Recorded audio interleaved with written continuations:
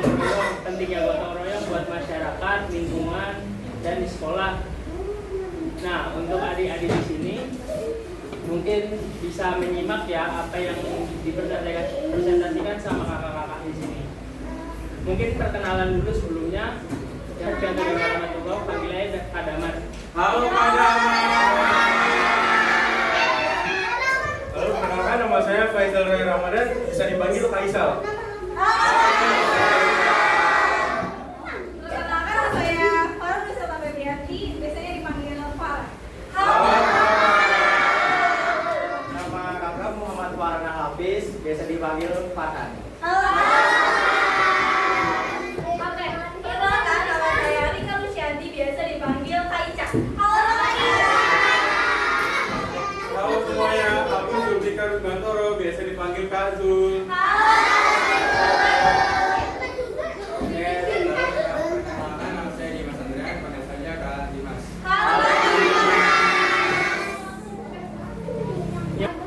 Oke, kita jalan ya teman-teman.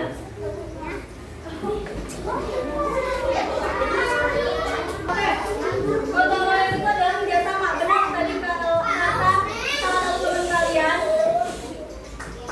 Kalau gotong royong itu kerjasama. Gotong royong adalah kerjasama yang dilakukan bersama-sama. Kita ngerjain bareng-bareng, nggak ngerjain sendiri. Kata gotong berarti mengangkat, dan kata royong artinya bersama-sama. Jadi gotong royong berarti bekerja sama untuk menyelesaikan pekerjaan. Jadi kita tuh kerjain, misal kita ngerjain piket, kerjaan piket itu kan nggak mungkin satu orang kerjain semua kan teman-teman. Pasti kita bareng-bareng sama teman-teman kita yang lain, betul nggak? Gotong royong juga kebiasaan baik dari orang Indonesia sejak dulu. Kita saling membantu agar pekerjaan menjadi lebih ringan dan lebih cepat.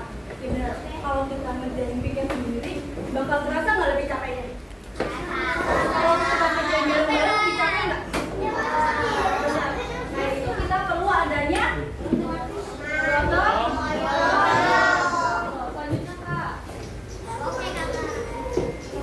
Nah, di sini ada tujuan gotong royong. Yang pertama, supaya orang jadi lebih akrab dan saling menyayangi. Nah, itu manfaat gotong royong itu seperti itu. Jadi kita juga saling sayang sama teman, lebih seperti itu. Nah, yang kedua ada supaya ada rasa kebersamaan seperti dalam keluarga. Nah, ini tuh di teman kalian yang sekelas itu bisa jadi keluarga, bisa jadi lebih akrab. Dan yang ketiga, supaya pekerjaan jadi lebih ringan dan cepat selesai. Nah, fungsi dibikin jadwal tiket kayak gini kan biar kelasnya bersih dan bisa jadi kerja sama juga, jadi nggak ngandelin 1-2 orang, jadi lebih ringan pekerjaannya. Nah, yang keempat, supaya kita jadi orang yang peduli dan suka menolong teman. Nah, kita jadi suka bantu teman, ada teman yang kesusahan jadi suka membantu, menolong. Kalau ada yang nggak bisa belajar, bisa minta diajarin temennya yang bisa, kurang lebih seperti itu.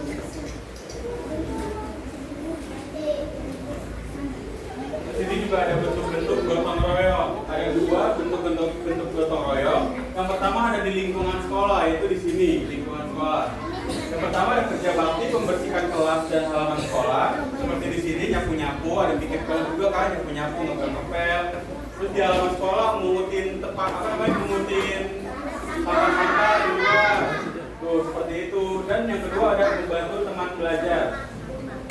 Yang ketiga ada membantu bapak atau ibu guru yang memerlukan bantuan. Dan kayak guru yang perlu bukunya dibawain, nah itu harus dibantuin. Di sini ada lingkungan masyarakat.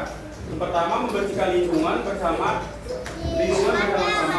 Yang kedua membangun fasilitas umum, jalan, jembatan dan tempat ibadah. Yang ketiga menolong tetangga yang sedang kesulitan. Di sini ada nilai-nilai dalam gotong royong. Yang pertama itu kebersamaan. Yang kedua ada tanggung jawab. Yang ketiga ada saling tolong menolong. Yang keempat ada menghormati. Dan yang kelima ada kerjasama. Oke, selanjutnya itu manfaat dari gotong royong itu ada 4 teman. Yang pertama itu membuat kita lebih bersatu dan rukun. Kalau kita ngerjain apa-apa sendiri, pasti rasanya bakalan ya udah terserah lu gua gitu ya teman-teman. Kalau kita ngerjainnya bareng-bareng,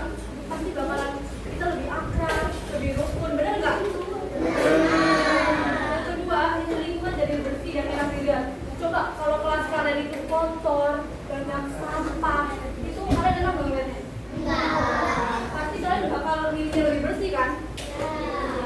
Ya, makanya. Yang ketiga itu pekerjaan jadi lebih cepat selesai.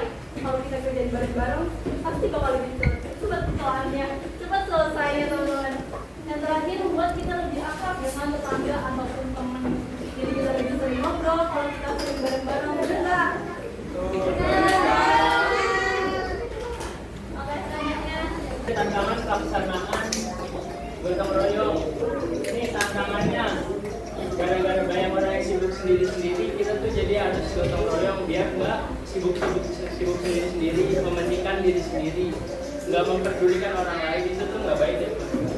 Nah yang kedua, ada yang lebih mementingkan diri sendiri. Nah itu dari efek dari sibuk sendiri, jadi dia nggak mementingkan orang lain, nggak peduli orang lain kerja keras apa, misalkan ada piket, temennya kerja piket sendiri, temennya cuma ngeliatin, harusnya itu dibantuin. Nah yang ketiga, masih ada yang belum paham pentingnya gotong royong. Gotong royong itu penting ya teman-teman, buat apalagi buat di sekolah, kayak membantu guru, kebersihan sekolah. Jadi sekolahnya makin rapi, bersih, dan nggak kelihatan kotor juga.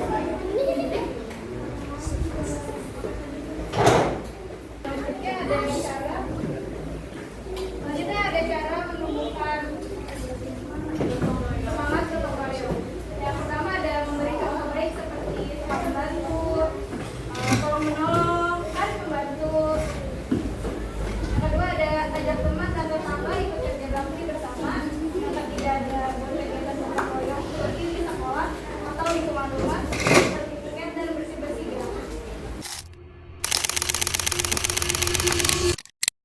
Oke, jadi yang pertama apa tuh? Yang pertama, kalau pertama itu di Kampung Melati, lingkungan sekitar penuh sampah dan rumput liar. Hal ini membuat warga merasa tidak nyaman dan lingkungan terlihat kotor. Apa jawabannya? Satu. Siapa yang tahu jawabannya? Apa yang harus dilakukan untuk? Apa yang harus dilakukan? Apa cewek? Apa? Namanya siapa? Namanya angkat maju dulu, maju dulu. Sini. Ini kamu aja sini. Gimana jawabannya? Harus gotong royong. Ini dan membersihkan tempat yang kotor. Benar nggak?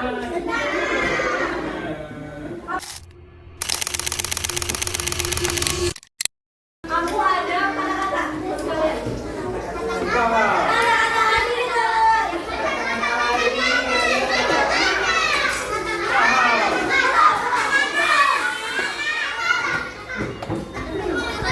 Satu, dua, tiga.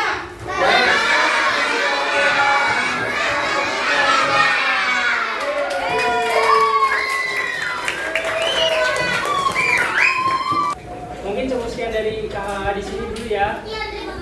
Kurang lebihnya mohon maaf kalau ada kata-kata kakaknya yang kurang berkenan, tolong dimaafkan dan jangan ditiru ya. Nah, dari materi yang kita bahas tentang gotong royong, semoga kedepannya yang jadwal piket jadi lebih rajin, terus bisa saling membantu juga ya.